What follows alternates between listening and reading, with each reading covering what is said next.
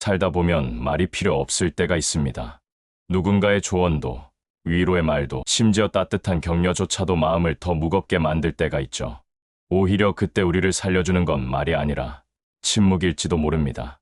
하지만 그 침묵은 차가운 무관심이 아니라 말하지 않아도 전해지는 따뜻한 온기와 배려의 침묵이어야 합니다.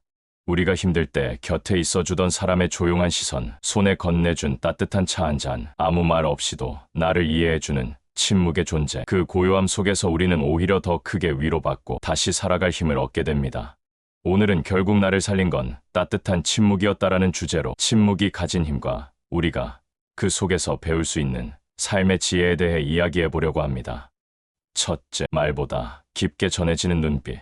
어떤 순간에는 수많은 말보다 눈빛 하나가 더 많은 걸 전해줍니다.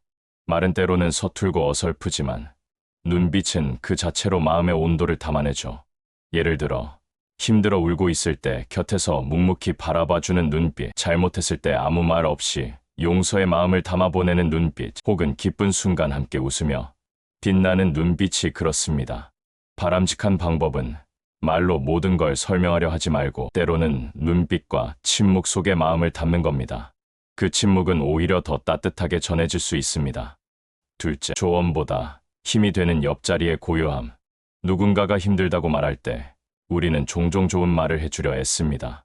하지만 사실 가장 큰 위로는 조언이 아니라 그저 곁을 지켜주는 고요함일 때가 많습니다. 예를 들어 친구가 슬퍼할 때 옆에서 아무 말 없이 함께 앉아 있어주는 경우, 가족이 힘들어할 때 조용히 옆에 있어주는 것만으로도 큰 힘이 되는 경우, 혹은 동료가 실수했을 때 비난 대신 조용히 어깨를 두드려주는 경우가 그렇습니다. 바람직한 방법은 상대의 아픔에 말로 반응하려 하기보다 그저 곁에 있어주는 겁니다. 침묵 속에서 전해지는 동행은 말보다 오래 남습니다. 셋째, 마음을 식히는 침묵의 시간. 감정이 격해졌을 때 우리는 종종 서둘러 말로 풀어내려 합니다. 하지만 그때 내뱉는 말은 상대를 더 아프게 하고 스스로도 후회하게 만들죠. 오히려 그럴 땐 잠시 침묵하는 게 관계를 살리고 마음을 지켜줍니다. 예를 들어 부부 싸움에서 순간적으로 날카로운 말을 했다가 후회하는 경우, 직장에서 화가 난 채로 메일을 보내 후회하는 경우, 혹은 친구와 다투다 감정적으로 말을 쏟아내어 상처가 되는 경우가 그렇습니다. 바람직한 방법은 감정이 올라올 때는 먼저 침묵으로 마음을 식히는 겁니다. 침묵은 단절이 아니라 더 나은 대화를 위한 여백이 되어줍니다. 넷째, 상처를 덮어주는 배려의 침묵. 사람은 누구나 실수를 합니다. 그런데 누군가의 잘못을 굳이 말로 지적하지 않고 조용히 넘어가 줄 때 그 따뜻한 침묵은 상대의 마음을 살려줍니다. 예를 들어 친구가 말실수를 했을 때 괜히 들춰내지 않고 넘어가는 경우, 가족이 작은 실수를 해도 굳이 지적하지 않고 따뜻하게 덮어주는 경우, 혹은 동료의 부족함을 말하지 않고 묵묵히 도와주는 경우가 그렇습니다. 바람직한 방법은 꼭 필요하지 않은 말은 굳이 하지 않는 겁니다. 배려의 침묵은 때때로 말보다 더 큰 용서와 이해가 됩니다. 다섯째, 공감을 전하는 침묵의 끄덕임. 상대의 이야기를 들을 때 꼭 많은 말을 하지 않아도 됩니다. 그저 조용히 고개를 끄덕이는 것만으로도 충분히 나는 내 이야기를 듣고 있어라는 신호가 되죠. 예를 들어 친구가 힘든 이야기를 할 때 아무 말 없이 들어주며 고개를 끄덕이는 경우, 아이가 속마음을 털어놓을 때 비판 대신 묵묵히 들어주는 경우, 혹은 직장에서 동료의 고민을 들어주며 말없이 공감해주는 경우가 그렇습니다. 바람직한 방법은 상대의 말에 조언이나 대답보다 먼저 경청의 침묵을 선물하는 겁니다. 말보다 중요한 건 들어줌이니까요. 여섯째, 함께하는 침묵이 주는 평온. 좋은 관계란 꼭 많은 대화가 오가는 관계만이 아닙니다. 말없이 함께 있어도 편안한 관계, 그 침묵 속에서 오히려 더 깊은 유대가 자라납니다. 예를 들어 연인과 함께 조용히 산책하며 말 없이 걷는 순간, 오랜 친구와 함께 앉아 차를 마시며 고요함을 나누는 순간, 혹은 가족과 TV를 보며 굳이 말을 하지 않아도 따뜻한 기운을 느끼는 순간이 그렇습니다. 바람직한 방법은 침묵이 어색하지 않은 관계를 소중히 여기는 겁니다. 그 침묵이 주는 평온함이 관계의 깊이를 보여줍니다. 일곱째, 나를 돌아보게 하는 홀로의 침묵. 침묵은 타인과의 관계뿐 아니라 나 자신을 마주하는 시간에서도 필요합니다. 고요한 순간에야 비로소 내가 진짜 원하는 게 무엇인지 들을 수 있죠. 예를 들어 혼자 산책하며 마음을 정리하는 경우, 글을 쓰거나 책을 읽으며 내 생각을 되짚는 경우 혹은 아무것도 하지 않고 조용히 앉아 스스로를 바라보는 경우가 그렇습니다.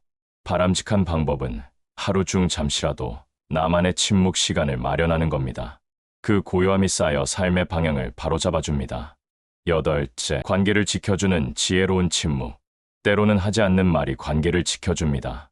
굳이 덧붙이지 않아도 될 말, 순간에 화로 내뱉는 말은 침묵이 대신 막아줍니다. 예를 들어 상대가 화가 나 있을 때 맞받아치지 않고 조용히 기다리는 경우, 불필요한 비난을 삼키는 경우, 혹은 농담처럼 건넬 수 있는 말이지만 상처가 될 수 있음을 알고 입을 다무는 경우가 그렇습니다. 바람직한 방법은 말하기 전 이 말이 꼭 필요할까를 스스로에게 묻는 겁니다. 침묵은 때로 관계를 살리는 가장 지혜로운 선택이 됩니다. 아홉째, 위로가 되는 자연의 침묵. 때로는 사람의 말이 아닌 자연의 침묵이 우리를 치유합니다. 바람 소리, 파도 소리, 숲의 고요함 속에서 우리는 마음의 평화를 찾습니다.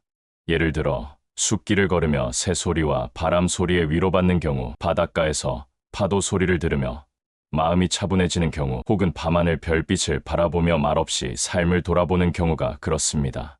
바람직한 방법은 자연의 침묵을 더 자주 찾아가는 겁니다. 그 고요함은 어떤 말보다 더 큰 위로가 됩니다. 열째, 끝내 나를 살린 건 따뜻한 침묵이었다. 돌아보면 가장 힘들었던 순간마다 나를 살린 건 누군가의 현명한 조언보다 따뜻한 침묵이었습니다. 말없이 건네준 손길, 조용히 함께 있어 준 마음, 그리고 나 자신을 돌아보게 했던 고요한 시간들. 결국 그 침묵이 나를 다시 일어서게 만들었습니다. 예를 들어 친구가 그저 옆에 있어줬던 시간, 가족이 아무 말 없이 내 손을 잡아줬던 순간, 그리고 혼자 눈물 속에서 스스로를 다독였던 고요한 밤이 그렇습니다. 바람직한 방법은 내 삶 속에서도 따뜻한 침묵을 더 자주 선택하는 겁니다. 그 침묵이야말로 삶을 지켜주는 가장 큰 힘이니까요. 오늘 우리는 결국 나를 살린 건 따뜻한 침묵이었다라는 주제로 이야기를 나눴습니다. 눈빛이 전해주는 마음, 옆자리를 지켜주는 고요함, 감정을 식히는 시간, 상처를 덮어주는 배려, 공감을 전하는 끄덕임, 함께하는 평온한 침묵, 나를 돌아보는 고요한 순간, 관계를 지켜주는 지혜로운 침묵, 자연이 주는 위로, 그리고 끝내 나를 일으킨 따뜻한 침묵까지. 말보다 더 강한 힘을 가진 건 결국 침묵이었습니다. 차가운 무관심이 아닌 온기를 담은 따뜻한 침묵이 우리를 위로하고 다시 살아가게 합니다. 오늘도 끝까지 함께 해주셔서 감사합니다. 영상이 마음에 드셨다면 구독과 좋아요, 알림 설정 꼭 부탁드리고요. 앞으로도 좋은 이야기로 찾아뵐게요. 건강하고 평온한 하루 되시길 바랍니다.